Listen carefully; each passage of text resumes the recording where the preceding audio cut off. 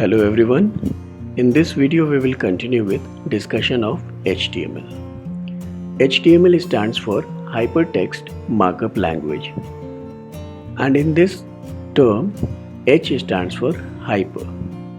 Hyper means non-linear, and when we talk about non-linear we mean to say that whenever we are accessing the pages on the internet or the web pages, those pages are full of information, and that information is in the form of text, graphics or other media. And along with that we have several links also. So generally whenever you are visiting a web page or a website, you see the information and you have the links for further information. So when you open the page in your web browser, you see the page, and then when you click on the link you see another page coming just after the first one.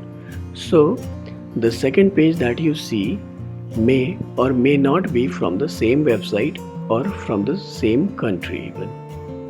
So the links are helping you access the next resource sequentially. So with the help of HTML we are able to access the non-linear information with the help of links. Then T stands for text, which is simply a collection of words. Then we have M, which is markup. It helps you decide how the things will be presented. So whenever we are opening something in a web browser, the things are appearing in different ways. Means the text appears in different sizes, colors or different styles. Sometimes you have small images, sometimes you have them enlarged, and similarly you have the things presented in different manner, and that all is done with the help of markups, also called as tags. Then we have L, which stands for language. As you know, language is a medium for communication, and every language has some set of symbols or words and its own grammar. Using that grammar we are able to write the things properly or speak the things properly. So in HTML also we have some symbols or words which are to be used appropriately as per the grammar of the language. Now let's talk about some features of HTML. First, it is not case sensitive. It means that you can write the tags either in uppercase or in lowercase. For example, if you write the HTML tag like this in uppercase or like this in lowercase, it has the same meaning and both the ways are correct.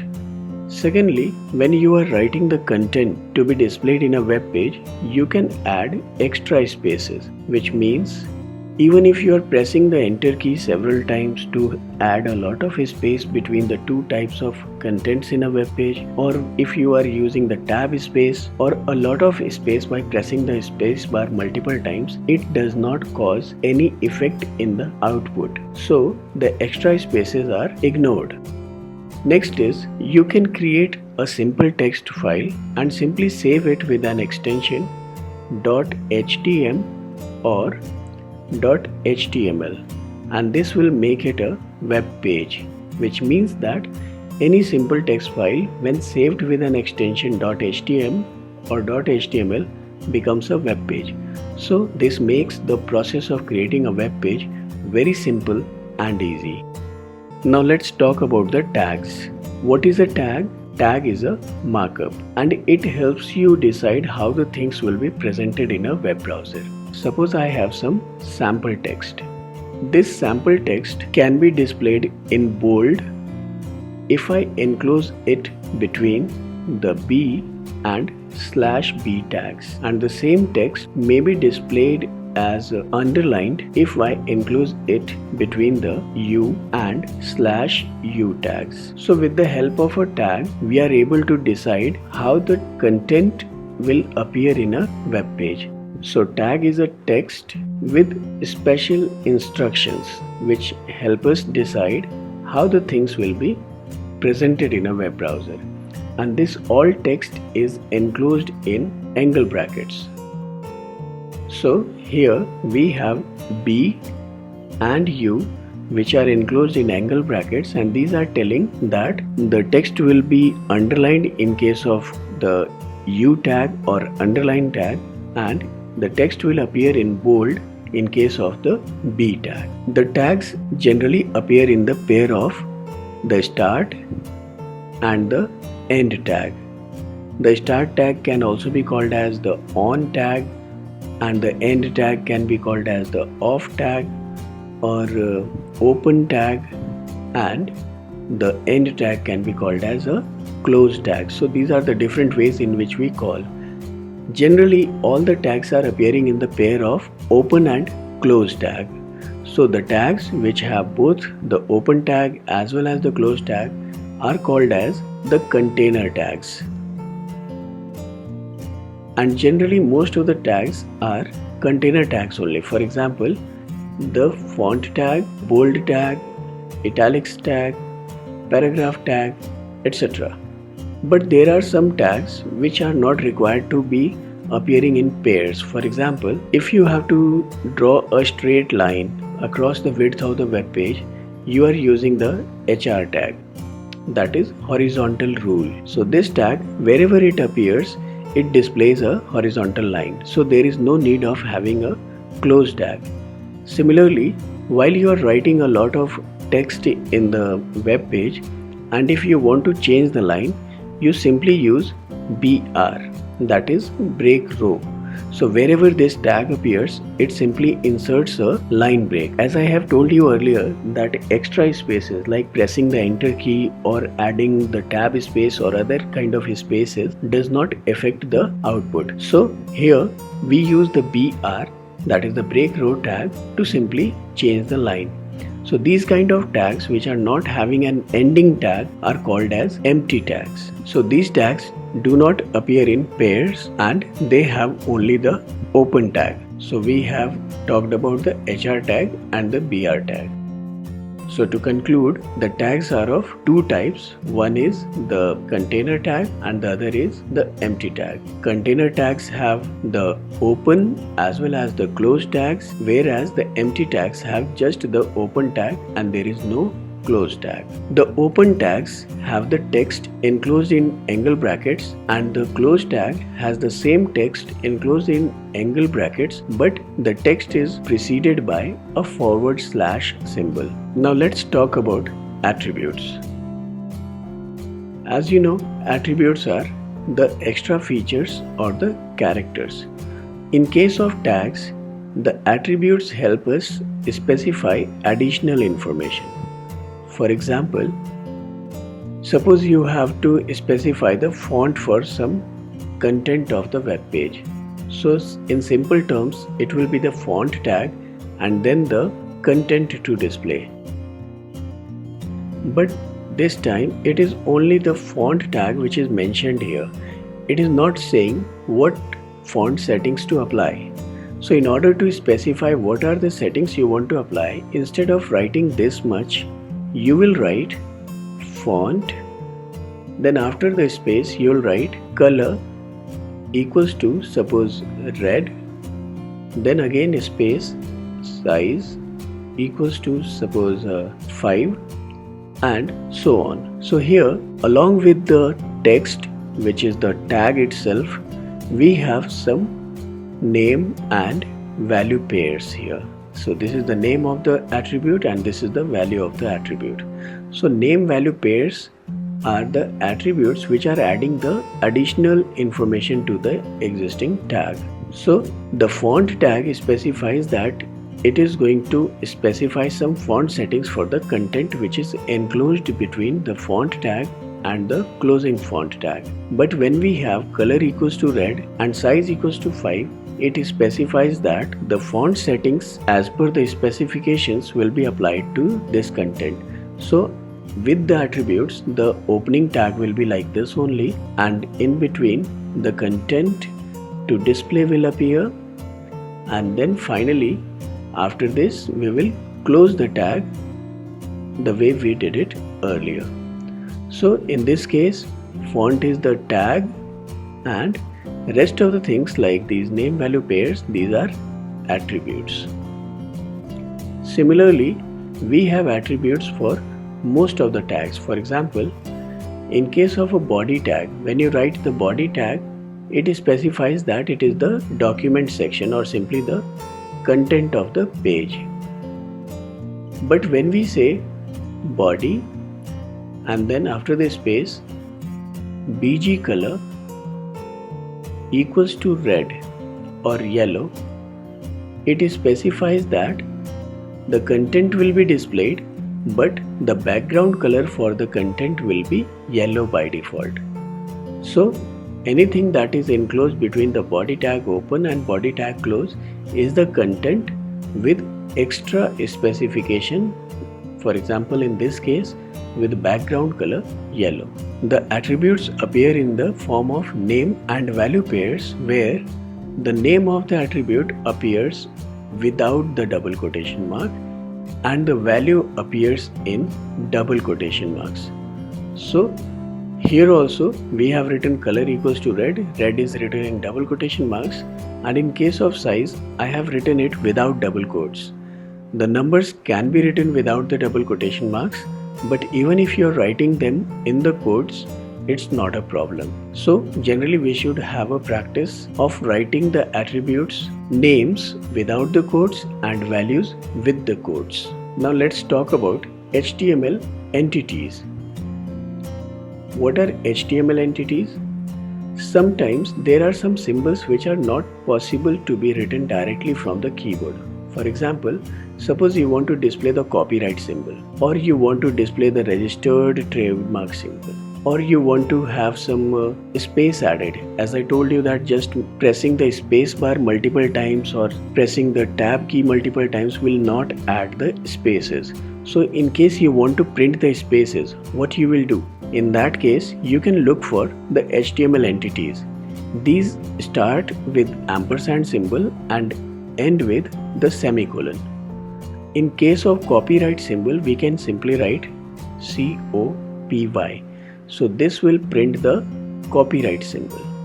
Similarly, if you write ampersand NBSP semicolon, you will be able to print a space character.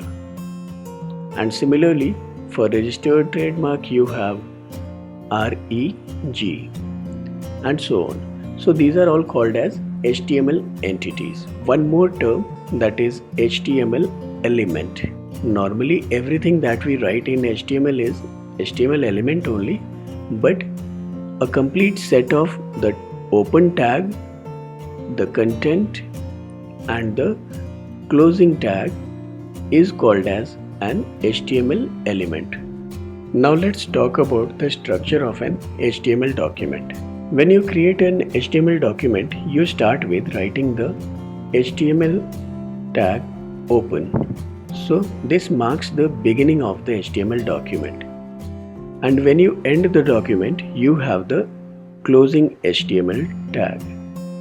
So these tags, that is HTML tag open and HTML tag close, they mark the scope of the HTML page, and these are the root tags.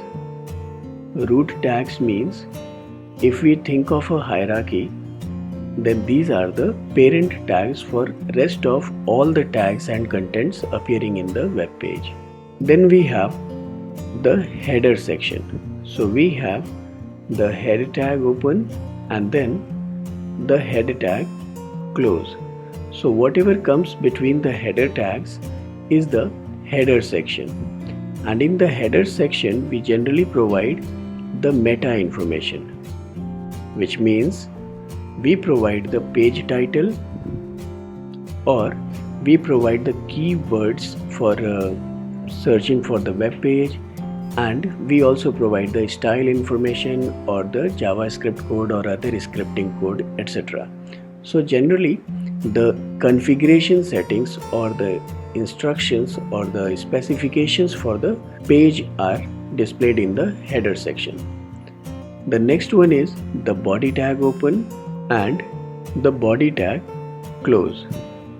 Whatever comes between the body tags open and close is displayed on a web page. So it generally presents the contents of the web page, and this may include all the headings, image and other multimedia things that we want to present on a web page. So basically any HTML file will have the root tag, that is the HTML tag open and close, which will be the parent tag for rest all the tags, and as you can see in this case we have the header tags and the body tags at the same level. So both of these tags are the child to the HTML tag, which is the parent tag for them. Now let's see how do we create an HTML document and how do we see it in the web browser. For this we will open a text editor. In order to open the text editor, I will press the Windows key plus R key and I will write Notepad here in the Run dialog box and will click on OK. This opens the Notepad. However, you can open the Notepad by going to the Start, then All Programs and then Accessories and then finding the Notepad. Or simply you can press the Start key and you can start typing Notepad, and this will search for the application and will display it on the screen. From there you can open it. After starting Notepad, you can start writing the HTML code. So I have written HTML tag open, then I will have it closed, and in between the open and close tags I will write the head tag open and then the head tag close. I could have written all the tags on the same line, but it is always better to have the things properly indented and aligned also. This will help you find the mistakes or correct them easily. Now let us save the file, and for this we click on File and then click on Save As, or we can simply press Ctrl S and this will open the Save As dialog box. I will save it on the desktop, but here I want to create a new folder for storing the web pages. So I will name it as Web Pages. Now I will open the folder by double clicking on it and then I will provide a file name. So I will say page1.html, and now I can simply click on save, or if you want you can also select all files from here. So this will help you ensure that the file is saved properly in the form of a web page. So you will provide the file name .html and then in save as type you will select all files and click on save. Now your file is saved and you can open the web pages folder to see the file. As you can see here, the icon is changed because I have the Microsoft Edge web browser in my computer. If you had only the Mozilla Firefox or Google Chrome as your default web browser, the icon could have been different. We can right click on the file and then select Open With, and then we can select the web browser of our choice. Generally, in your computer by default, the pages like this will open in a web browser only, so you can simply double click also. Let me open it with Microsoft Edge. So as you can see, you have no output on the screen. Why? Because you have not written anything in the HTML file. You have written the tags only. So these tags are not supposed to be printed. Rather, they are here to tell how the things will be presented on the screen. So let us have some title tag between the head tag. So I will write here title and then I will give it the title welcome, and then close the title tag, and in between the body tags I will write the content to be displayed. So I will say this is my first web page. I will save the file. You can click on file and then select the save option, or you can press Ctrl and S keys from the keyboard. Now again go back to the browser, and since you already have the URL of the page that you are going to review here, you can simply refresh it. And now you can see on the title bar you have the word welcome written, and in the document section or the content section you have the text which you wrote between the body tag open and body tag close. Now let's try some attributes also. In the body tag I will mention BG color. So I have put a space between the two words just to separate the words, and then after BG color I will press equal to, and in double quotation marks I will write yellow. So the yellow is the background color for the page. Now I will save it by pressing the Ctrl and S keys together. Then I will go back to the web browser and will refresh the page. As you can see, the background color of the page has been changed. Now let's again go back to the Notepad file and let's add some horizontal line just below the text we have printed. So now I will write HR tag. Now save the page and refresh it. So you have the horizontal line here. Now suppose I want to make this word, that is the first, as bold. So for this I will open the Notepad file again, and before the word first I will write B, and let me not close it. I'm not closing the bold tag, and I'm saving the file, and then I will refresh the page. Let's see the effect.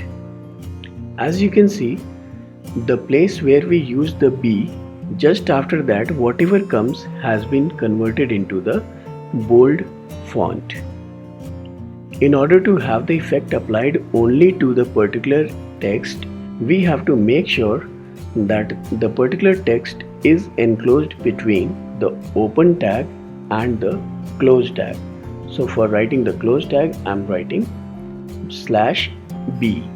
Now save the file, refresh the page, and you see that you have the desired output.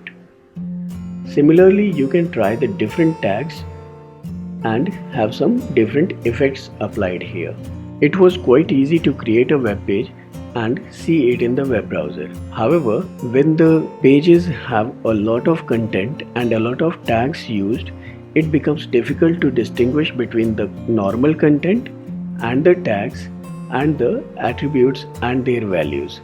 So I recommend that you use such an editor which has some code highlighting facility at least, and if possible it should provide you some code completion hint or error detection procedures. So in my opinion, Notepad++ will be a good option for those who are working on Windows. Let me close this file, and now I will open the same file with Notepad++ for editing. When you directly open the file, it opens in the web browser, but you can right click on the file and then select the option Edit with Notepad++.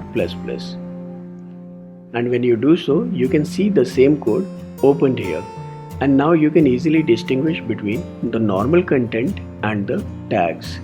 You can see that all the content, like here the word welcome, and then this is my first web page, this all appears in black color, whereas the tags are appearing in blue and the attribute in red color, whereas the value in violet color.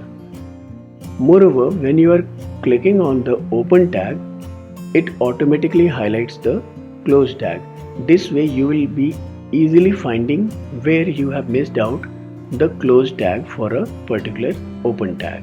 So it becomes little easier for you to debug the code you have written here. This Notepad++ does not come by default installed in your system. You have to download it, and for this you can simply open the web browser and you can search for the Notepad++, or simply you can write www.notepad++.org. And from here you can simply download the current version by selecting the current version from the left.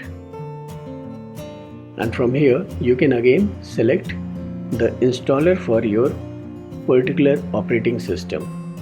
In my case, it was the 64-bit operating system, so I selected the installer for 64-bit. Let me show you. Here it is. And when you simply double click on the file, it prompts you with the instructions. You can simply provide the permission to authorize it for installation and then select the language. By default it is English. You need not change it, and then click on OK and then click on next. I agree and then click on next again, and finally from here you can select the different things you want. If you want the different languages for the interfaces, menus, the options, etc., you can go for localization. Otherwise I don't recommend it.